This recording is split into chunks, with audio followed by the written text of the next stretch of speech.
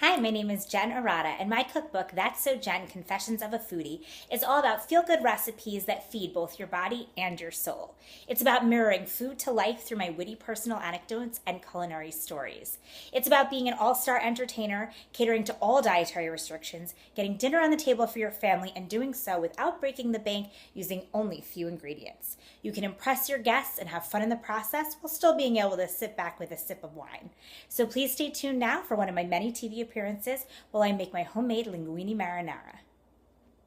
So I'm going to start off here with That's So Jenn's homemade marinara sauce. Okay. I have garlic and oil already started in the pan. I've infused them together, so I put it in the cold room temperature pan and then warm them up at the same time to get the flavor really going. So we're going to start browning this up, and then what I'm going to add to it is some pine nuts. And of course, pine nuts add a nutty flavor.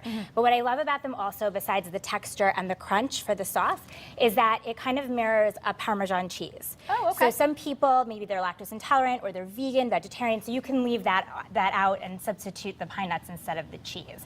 So we want to get this going and brown it. We'll add our pine nuts to the pan.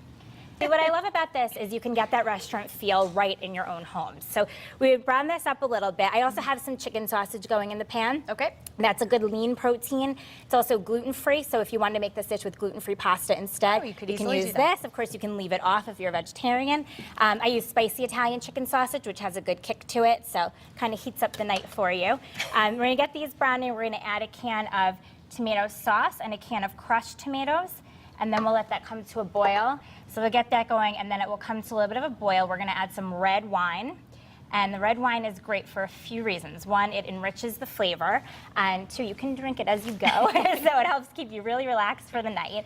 And the rule of thumb with red wine or any wine when you're cooking, if you would like it in a glass, then it's good to go. So the label doesn't matter if it's really expensive, it's really inexpensive. As long as it's something you like to sip, the flavor will be great in your sauce. So okay, it's good to know. Now, does this have to cook for a while? This is going to come to a boil before we add our red wine, our thyme, our salt, and crushed pepper. All right, so that's going to cook. And in the process, in the meantime, are you boiling linguine? I mean, for purposes at home? Of course, if you're at home, you boil linguine like we have here. This is coming to a boil, so we're going to add our red wine. It just looks pretty. It does. About a cup of wine, half a cup? About 2 ounces of red wine. Okay. And we'll stir that in, and then we're going to add our thyme, and we're going to pull the thyme off of here.